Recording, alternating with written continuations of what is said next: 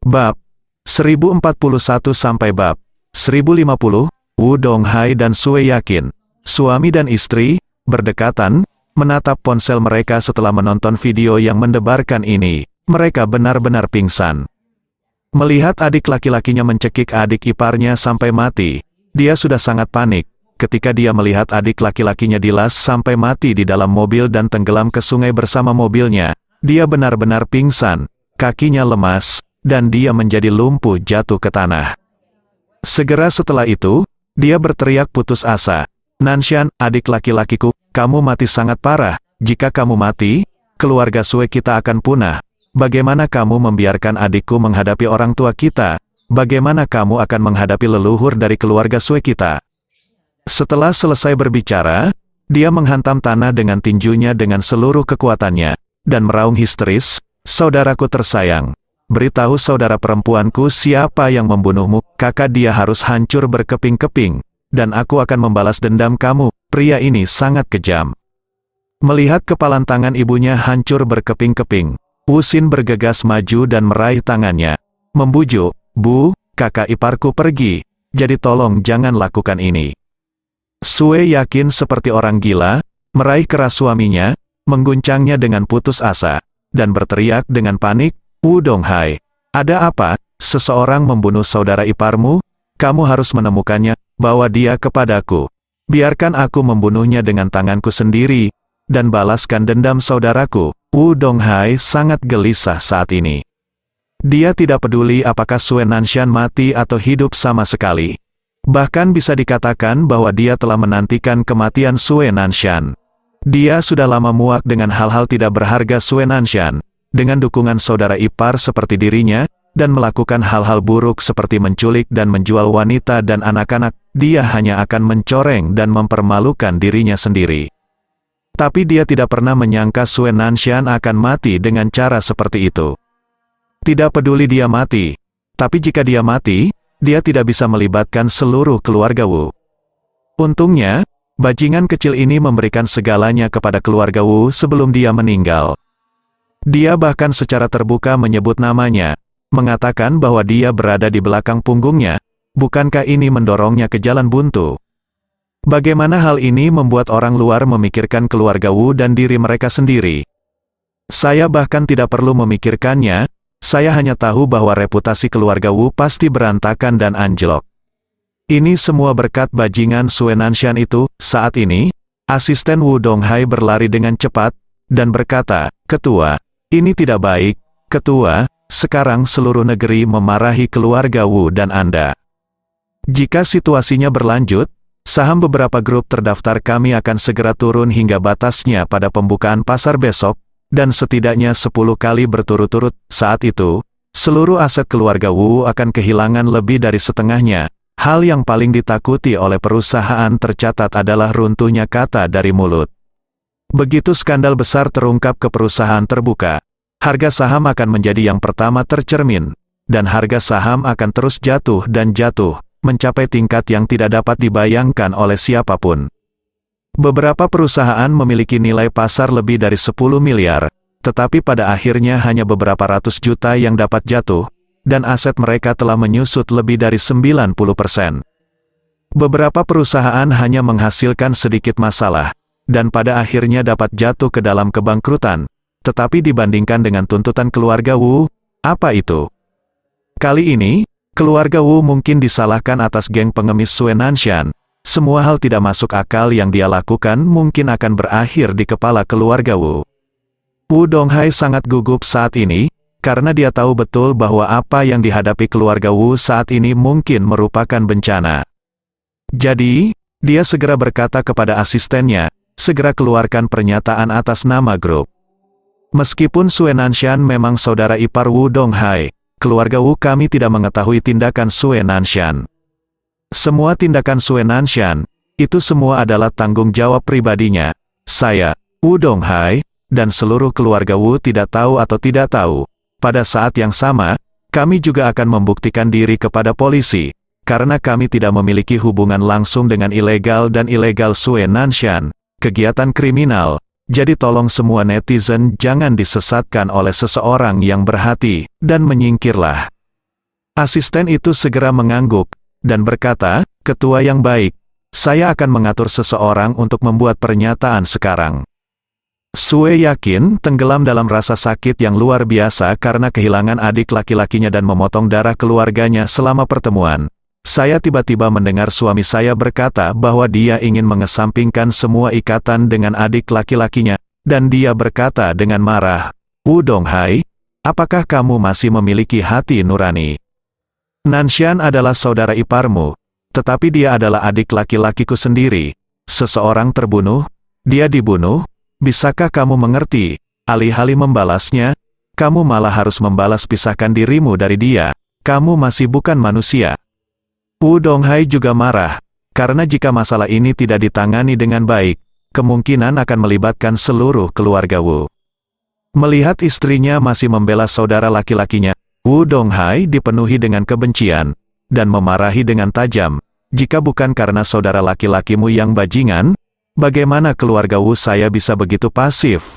Sudah saya katakan sejak lama, bujuk aku sarankan dia untuk tidak melakukan hal tanpa hati nurani seperti itu. Tetapi kamu tidak mendengarkan. Kamu melindunginya di mana-mana, dan kamu tidak membiarkan aku mengatakan sepatah kata pun. Sekarang tidak apa-apa, seseorang telah melakukan keadilan untuk langit, tidak masalah jika dia mati, dan keluarga Wuku juga terlibat." Sue Yakin mendengar ini. Seluruh orang hampir sangat marah hingga dia akan pingsan. Dia mengertakkan gigi dan mengangkat tangannya untuk meraih wajah Woo Dong-hae. Woo Dong-hae tidak bisa mengelak tepat waktu. Sue Yakin segera mencakar wajahnya dengan bercak darah. Kuku Sue Yakin sudah panjang, yang membuatnya begitu kuat hingga langsung menggores dagingnya, sehingga ada buih daging berdarah di celah-celah kukunya. Woo Dong-hae menjerit kesakitan, dan hatinya semakin marah. Dia mencengkeram keras Sue Yakin, mengangkat tangannya dan menamparkan wajahnya beberapa kali.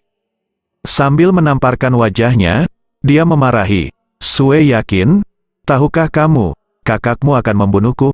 Aku sudah lama tidak tahan dengan kakakmu. Jika bukan karena kamu, aku akan membunuhnya tanpa ada orang lain yang melakukannya. Hidupnya, tahukah Anda apa yang paling saya sesali sekarang? Penyesalan terbesar saya adalah saya tidak membunuhnya. Bajingan, sekarang dia berubah menjadi bom, mati sendiri, dan meledakkan saya terlalu tidak bisa dikenali."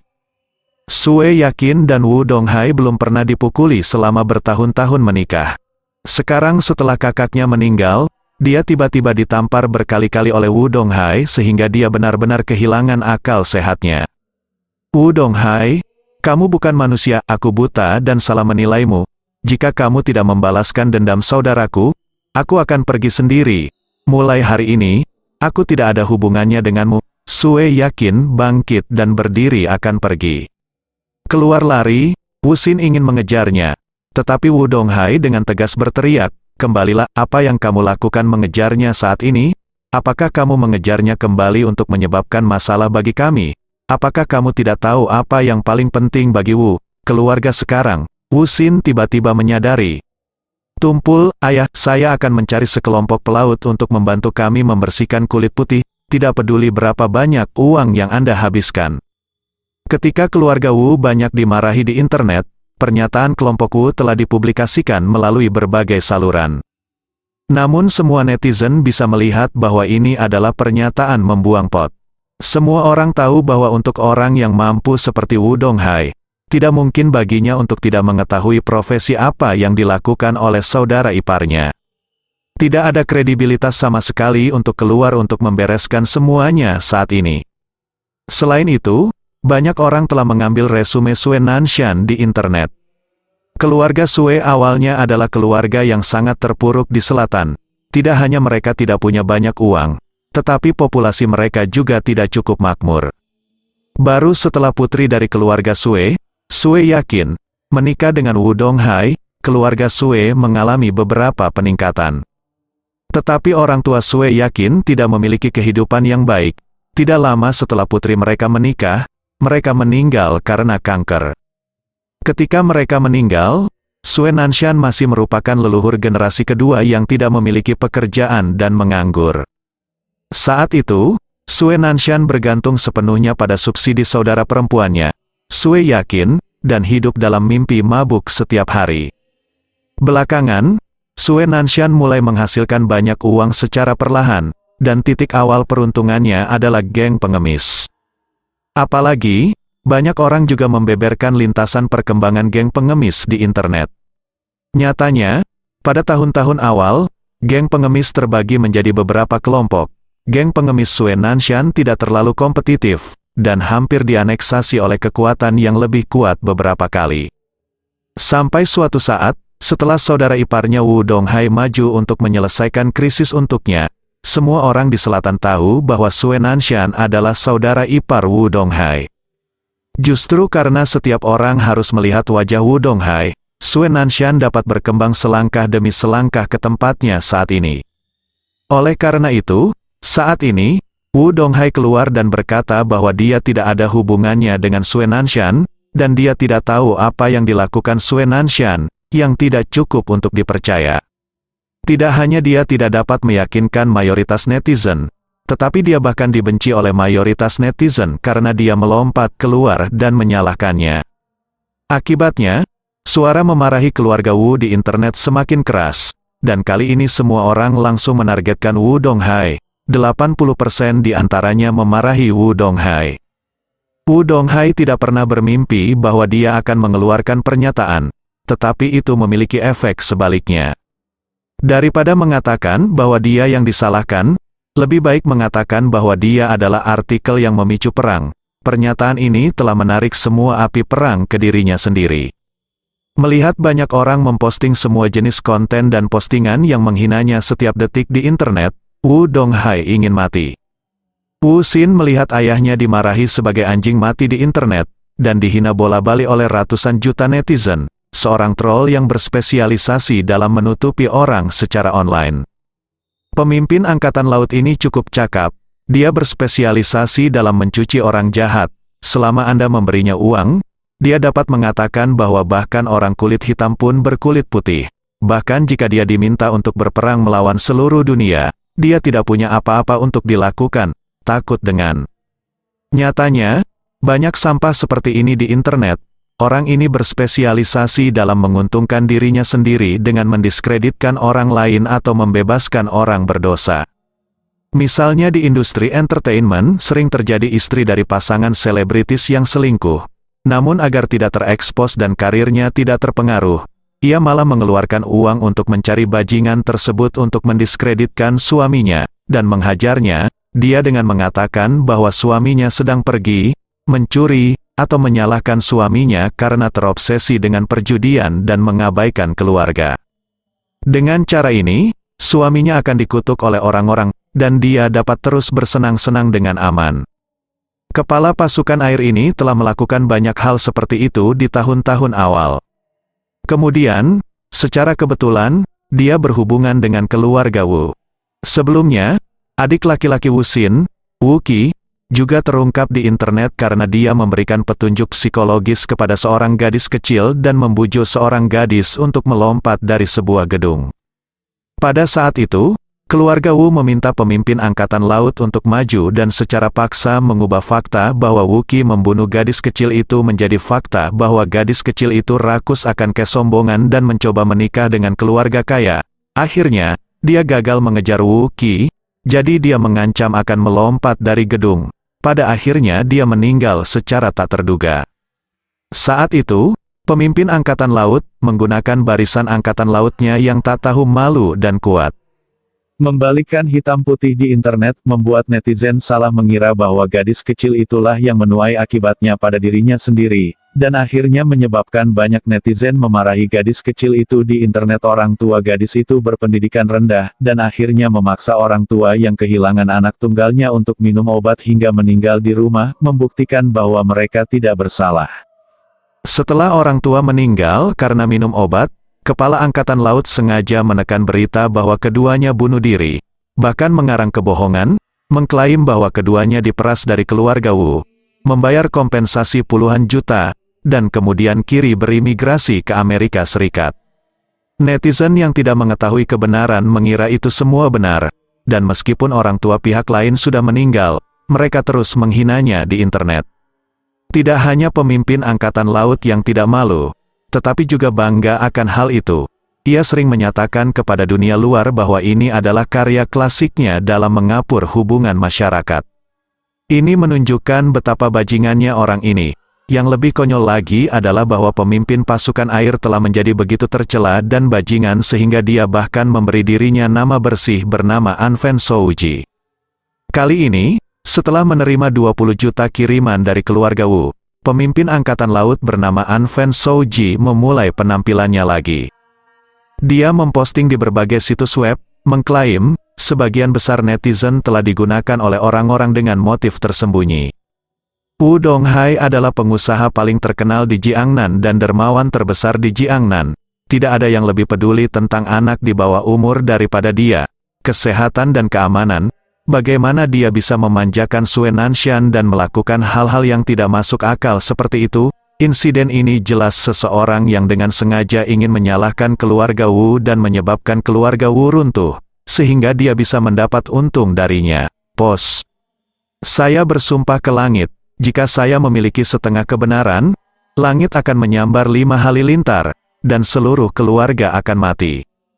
Untuk membuat semua orang mempercayainya, dia secara khusus mendaftarkan pesaing grup Wu di berbagai bidang, dan mengklaim bahwa perusahaan-perusahaan ini semuanya mungkin dalang di balik layar, dan bahkan sangat mungkin perusahaan-perusahaan ini telah bergabung untuk menangani keluarga Wu.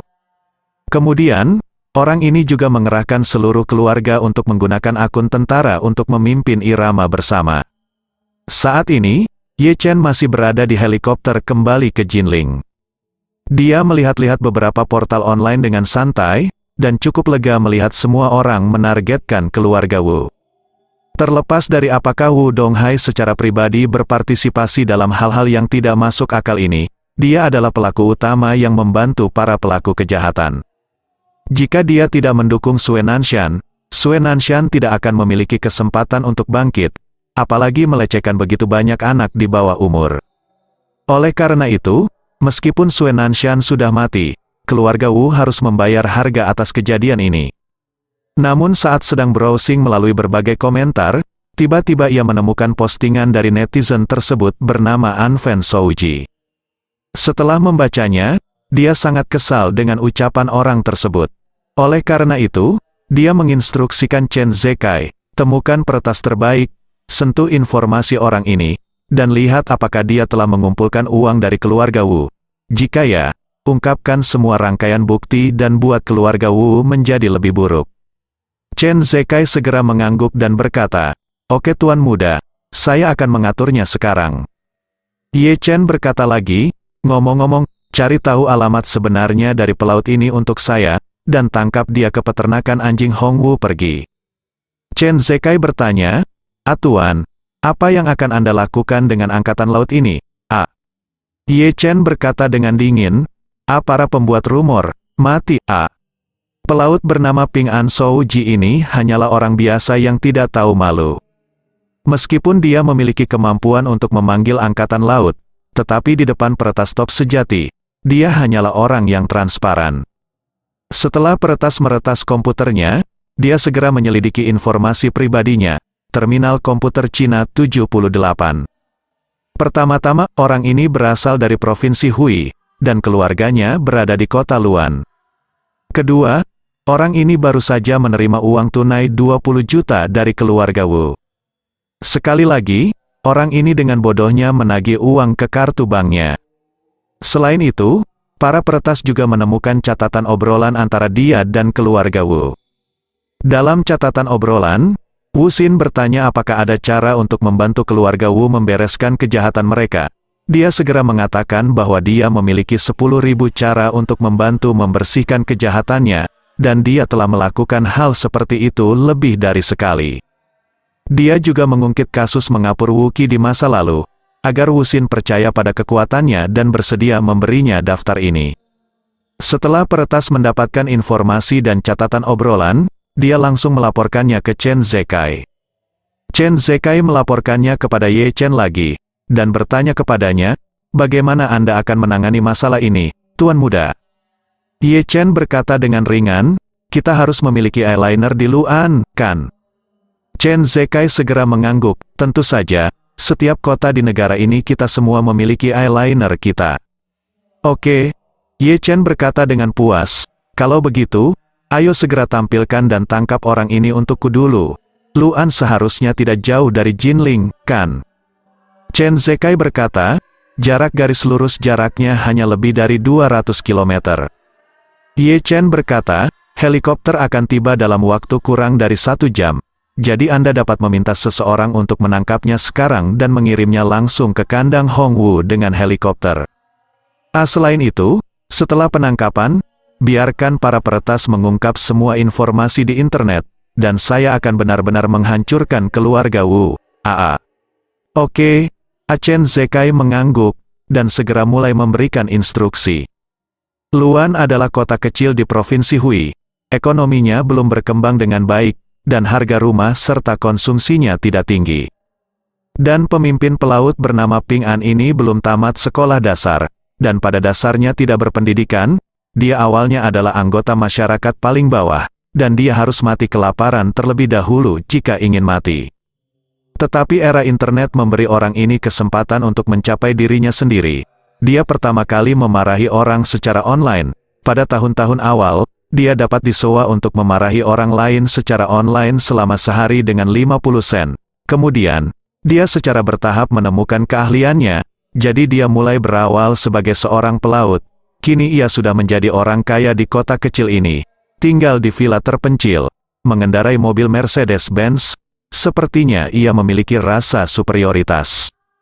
Hari ini, sesuatu terjadi pada keluarga Wu, yang memberinya pendapatan 20 juta yuan, yang membuatnya semakin gembira.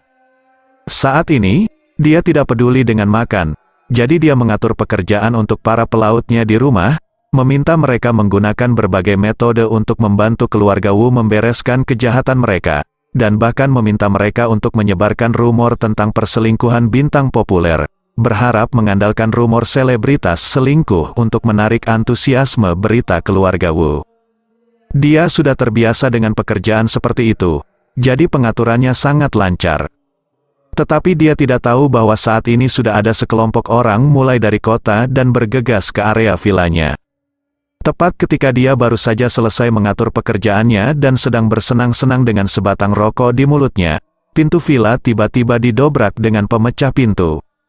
Segera setelah itu, sekelompok pria berbaju hitam dengan peluru tajam menyerbu ke dalam villa. Dia dan keluarganya ketakutan setengah mati. Salah satu pria berbaju hitam melangkah ke arahnya, menodongkan pistol ke dahinya, dan bertanya dengan suara dingin, "Apakah kamu hanya menjaga dirimu sendiri?" Pemimpin angkatan laut sangat ketakutan. Sehingga dia buru-buru berkata, aku bukan, aku tidak mengerti apa yang kamu bicarakan. Siapa kamu?" Pria berbaju hitam itu berkata dengan dingin, "Siapa kami? Kamu akan segera tahu, ayo bersama kami." Pemimpin angkatan laut berteriak dengan tergesa-gesa, "Ikuti kamu pergi. Mengapa kamu masuk ke rumahku? Jika kamu tidak pergi, aku akan memanggil polisi." 2. Pria berbaju hitam langsung maju, dan salah satu dari mereka meraih kedua lengannya dan memutarnya ke belakang, lalu langsung memutar kedua lengannya. Pemimpin pasukan air berteriak kesakitan, dan orang lain tidak berniat untuk menyelamatkannya, dan langsung menendangnya pada sudut 45 derajat, dengan kedua lutut, dan mematahkan kakinya langsung dari lutut. Kepala pasukan air sangat kesakitan hingga hampir pingsan, dan anggota keluarganya sangat ketakutan hingga mereka menangis dengan sedihnya. Pria berbaju hitam itu mencibir dan berkata, "Bukankah dia biasanya sangat baik di internet? Gerakan jari Anda dan ketik dengan santai. Anda berani berbicara omong kosong. Mengapa Anda menjadi pengecut setelah dipukul 2 kali hari ini? Orang-orang seperti Anda adalah tidak luar biasa dalam kenyataan." Pemimpin angkatan laut berteriak dengan tergesa-gesa, "Ayah, kakek, aku hanya bajingan. Tolong lepaskan aku bisa memberimu uang. Aku punya banyak uang." Salah satu pria berbaju Hitam, dia berteriak dengan marah, dengan menjual hati nuranimu untuk menghasilkan sedikit uang, kamu akan membuatmu terlihat buruk. Seekor anjing sepertimu tidak berguna untuk hidup di dunia ini.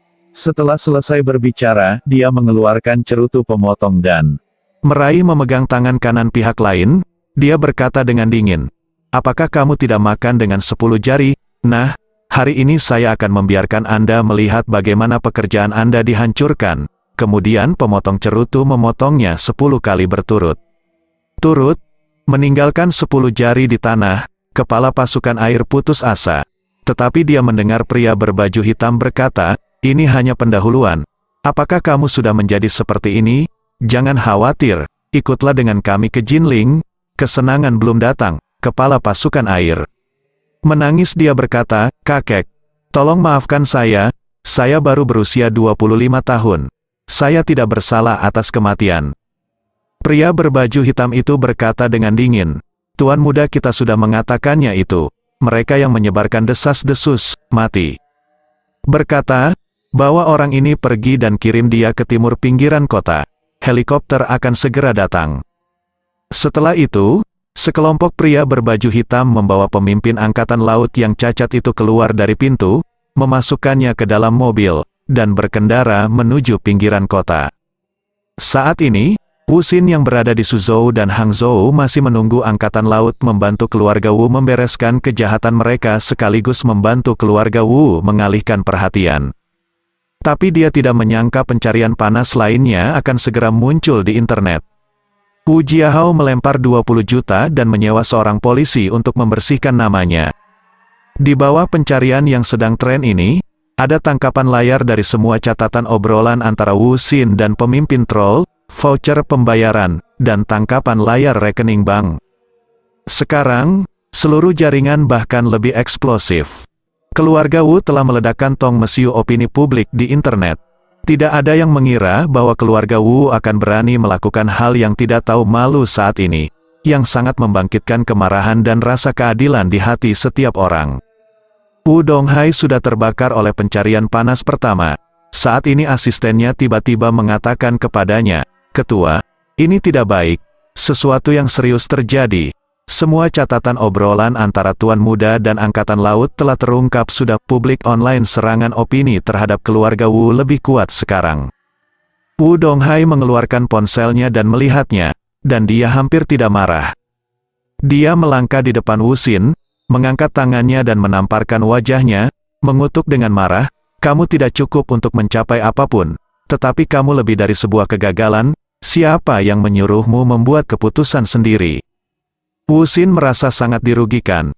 Dia juga ingin membantu ayahnya berbagi kekhawatirannya, tetapi dia tidak menyangka pemimpin angkatan laut ini begitu tidak bisa diandalkan. Tidak hanya tidak dapat diandalkan, tetapi Anda berani mengkhianati diri sendiri. Dia sangat marah, dan berkata kepada Wu Donghai, ayah, pemimpin angkatan laut itu mengambil uang saya dan berani mengekspos saya pasti akan mencabik-cabiknya. Wu Donghai berkata dengan dingin, kamu benar-benar luar biasa beraninya dia. Melawan keluarga Wu kita, orang-orang di belakang masalah ini pasti mempermainkan kita. Wu Xin buru-buru bertanya, ayah, apakah menurutmu masalah ini akan serius? Siapa yang melakukannya? Siapa yang begitu berani sehingga tidak hanya berani membunuh saudara laki-lakiku mertua dan anggota inti dari seluruh geng pengemis, tetapi juga berani secara terbuka menentang keluarga Wu? Wu Donghai mengertakkan gigi dan berkata, saya juga memikirkan masalah ini, tetapi saya benar-benar tidak dapat membayangkan. Keluarlah, siapa di bumi yang memiliki energi yang begitu besar? Keluarga-keluarga ini yang telah memiliki beberapa konflik dengan kami telah lama ditaklukkan oleh kami. Mereka tidak memiliki kemampuan untuk merencanakan acara sebesar itu. Wu Xin tidak dapat menahannya pertanyaan. Ayah, maksudmu ada keluarga yang lebih kuat yang menargetkan kita? Wu Donghai menghela nafas, aku tidak tahu sekarang. Tapi tiba-tiba aku merasa bahwa masalah ini mungkin ada hubungannya dengan Ye Chen dari Jinling. Itu ada hubungannya dengan itu. Kamu Chen, Wu Xin berseru, dan berkata, dia seharusnya tidak memiliki energi sebesar itu, kan? Mungkin menjadi bos di Jinling, tetapi bagaimana dia bisa memiliki kekuatan seperti itu? Su Hang menangkap semua anggota inti dari geng pengemis pada saat yang sama. Bahkan keluarga Wu mungkin tidak memiliki kekuatan seperti itu. Wu Donghai mengangguk dan berkata, "Apa yang kamu katakan memang masuk akal.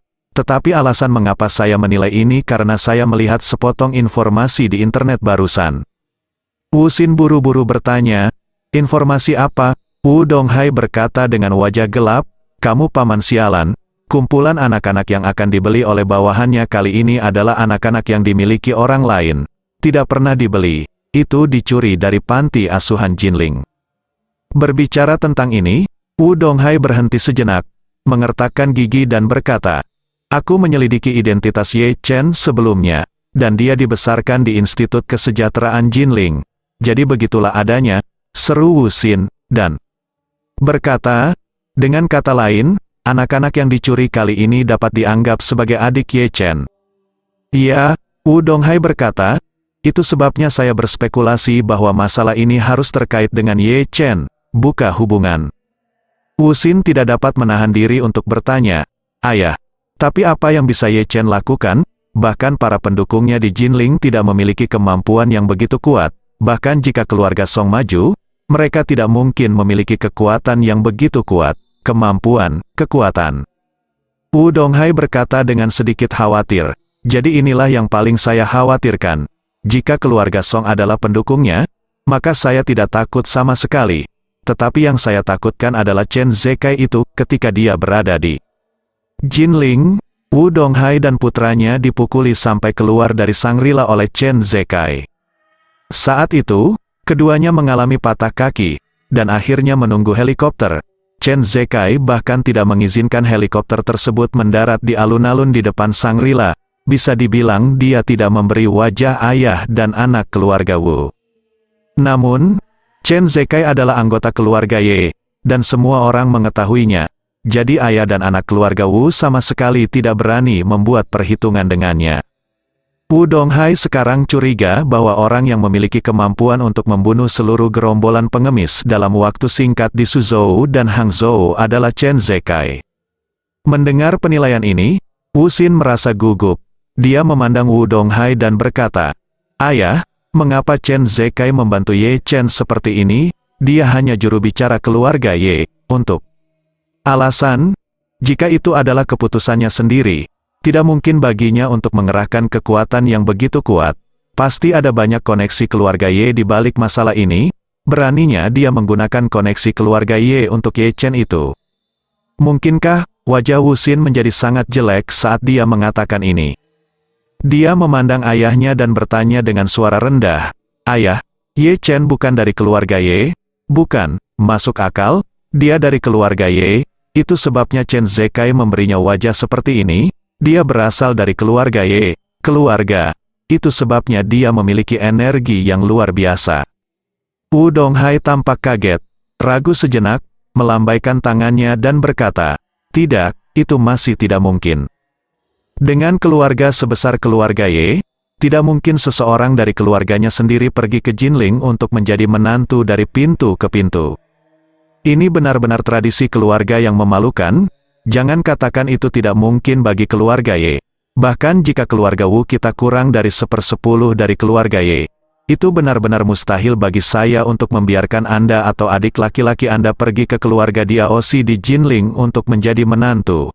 Itu tidak sesuai dengan akal sehat." Wu Xin, yang memulai 78 bahasa Mandarin, mengerutkan kening, dan berkata, "Maka tidak peduli seberapa disengaja masalah ini, saya tidak bisa melewatinya. Apakah itu Ye Chen?"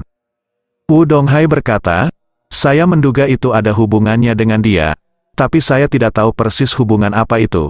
Tetapi kami selalu ingin membalas dendam darinya, dan kali ini kami hanya melakukan balas dendam dan penyelidikan bersama." Wu Xin buru-buru bertanya, "Ayah, apa maksudmu?" "Ya. Pergi ke Jinling lagi." "Ya." Wu Donghai mengertakkan gigi dan berkata dengan dingin, "Kali ini, aku harus membuat hidup Ye Chen lebih buruk daripada kematian." Dia berkata, menatap Wu Xin, dan bertanya, "Apakah kamu sudah berkomunikasi dengan Xiao Yiqian?" "Komunikasi?" Wu Xin berkata dengan tergesa-gesa, Maksudnya sangat sederhana, selama kita bergerak, dia harus menindaklanjuti. Dia sangat membenci Ye Chen, karena Ye Chen, dia dikatakan sangat menyakitkan. Oke. Wu Donghai bertanya lagi. Bagaimana kabar Qian Hongyan yang dikirim ke tambang batu bara hitam untuk menggali batu bara? Wu Xin berkata, dia baik-baik saja di sana.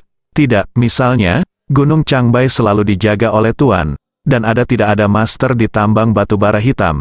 Jika perlu, kami dapat mengirim orang ke sana kapan saja untuk merebut kembali Qian Hongyan itu, Wu Donghai berkata dengan wajah gelap. Gunung Changbai ayah dan anakku, aku tidak merebut mereka terakhir kali, jadi saya akan mengirim lebih banyak orang kali ini, dan saya harus merebut mereka kembali tidak peduli apapun. Kemudian, Wu Donghai berkata lagi, biarkan 8 raja surgawi dari keluarga kita pergi ke sana. Saya masih tidak percaya bahwa saya tidak dapat merebut kembali 2 sutra gantung bau yang menggali ginseng di Gunung Changbai. Wu Xin berseru, dan berkata, Ayah, biarkan 8 raja surgawi agung pergi, bukan begitu, bukankah ini membunuh ayam dengan pisau banteng?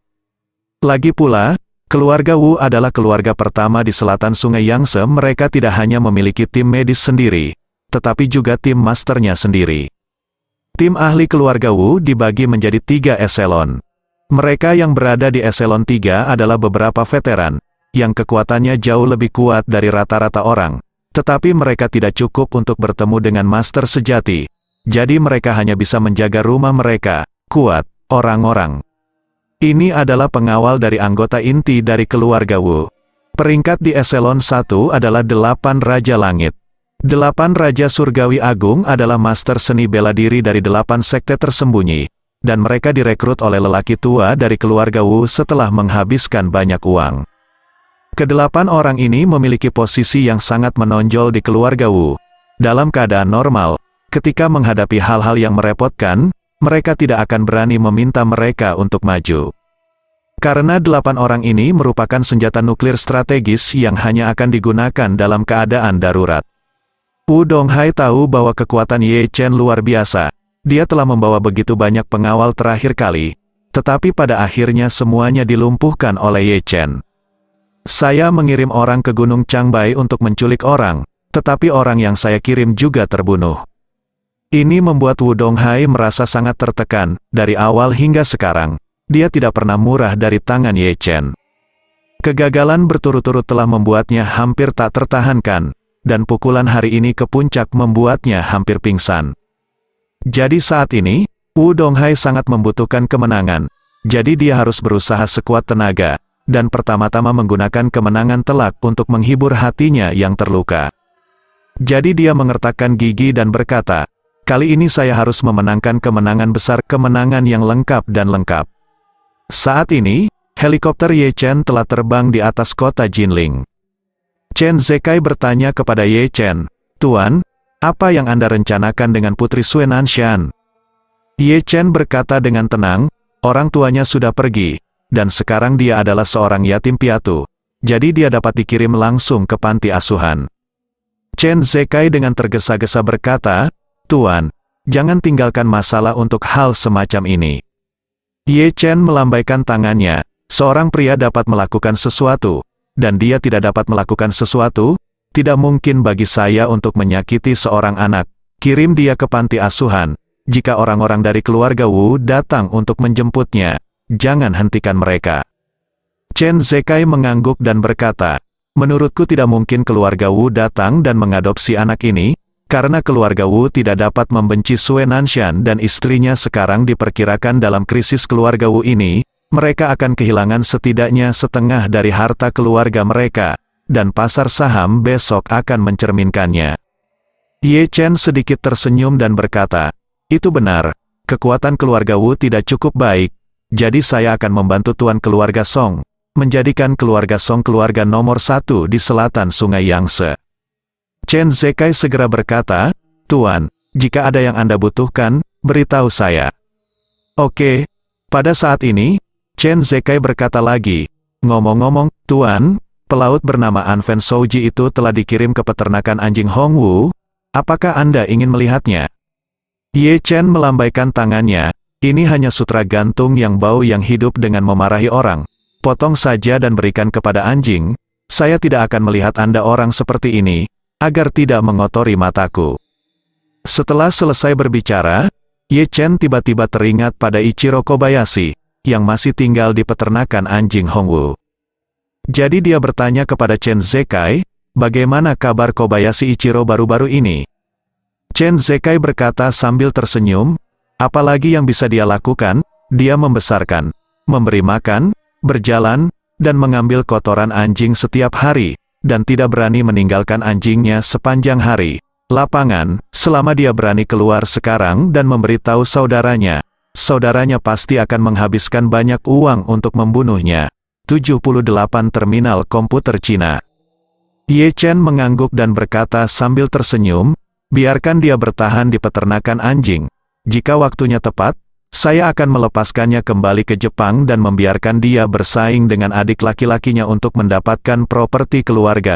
Chen Zekai berkata, Jiro Kobayashi, jika saya tahu bahwa Kobayashi Ichiro belum mati, saya mungkin akan sangat marah.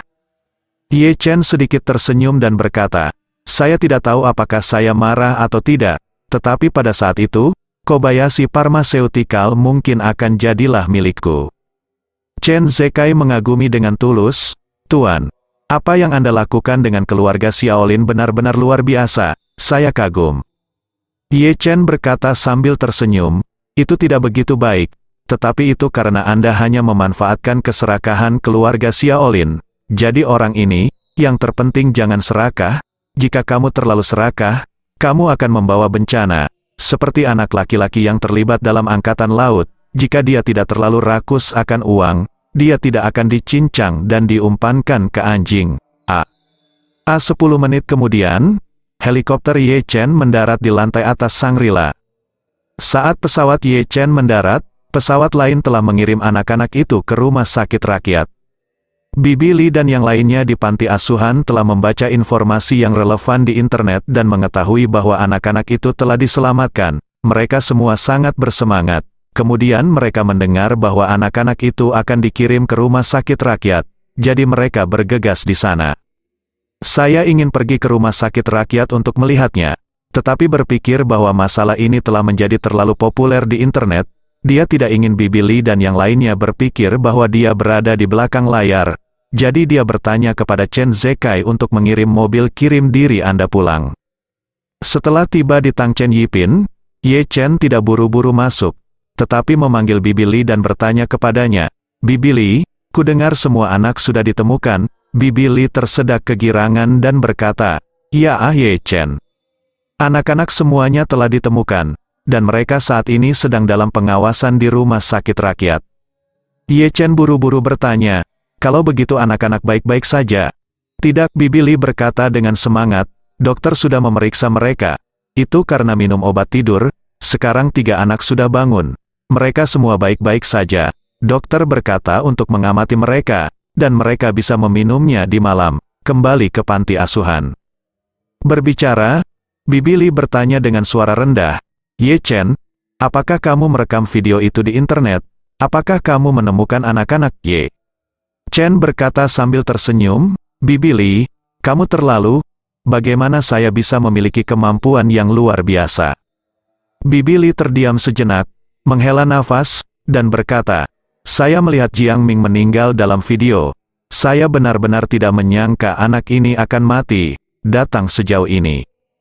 Ye Chen juga menghela nafas, saya juga menonton videonya. Jiang Ming salah jalan. Bibi Li, jangan terlalu sedih. Bahwa saya pasti akan berjalan di depan setiap anak Anda. Saya masih berpikir bahwa ketika saya sudah tua dan meninggal, Anda akan datang ke upacara peringatan saya dan memberi saya tawarkan bunga. Berbicara tentang ini, Bibi Li terisak dengan lembut, aku benar-benar tidak menyangka bahwa seorang anak meninggal di depanku sekarang. Anak ini Jiang Ming, hei, ini sangat menjengkelkan, tapi sayang juga, ya. Ye Chen berkata, Bibi Li, jangan terlalu banyak berpikir, saya percaya masalah Jiang Ming akan membuat banyak orang waspada, kematiannya mungkin membuat lebih banyak orang mengubah cara mereka. Dan ini bisa dianggap sebagai perbuatan baik bagi masyarakat. Bibi Li berkata, kamu benar, Ye Chen, Bibi tidak akan memberitahumu sekarang. Aku harus menjaga anak-anak yang sudah bangun. Lain hari, jangan lupa datang ke panti asuhan, Bibi Yang. Baik Li, Ye Chen menutup telepon, menghela nafas, dan berjalan ke dalam rumah. Saat ini, Zhao Zuoyu, yang sangat suka mengambil keuntungan, baru saja dari posting saya. Persyaratan kerja pabrik mereka sangat ketat, dan dilarang keras membawa ponsel selama jam kerja. Jadi dia sama sekali tidak mengetahui apa yang terjadi hari ini dan banyaknya feed berita di internet. Setelah dia pulang kerja, dia berganti pakaian di ruang ganti, mengeluarkan ponselnya, dan melihat ke bawah untuk menemukan notifikasi WeChat yang tak terhitung jumlahnya. Dia membuka WeChat dengan rasa ingin tahu, dan menemukan bahwa grup panti asuhan WeChat telah dibom. Hingga kini, ada lebih dari 3.000 pesan yang belum dibaca. Anehnya, dia menoleh ke atas dan mulai melihat ke bawah satu persatu.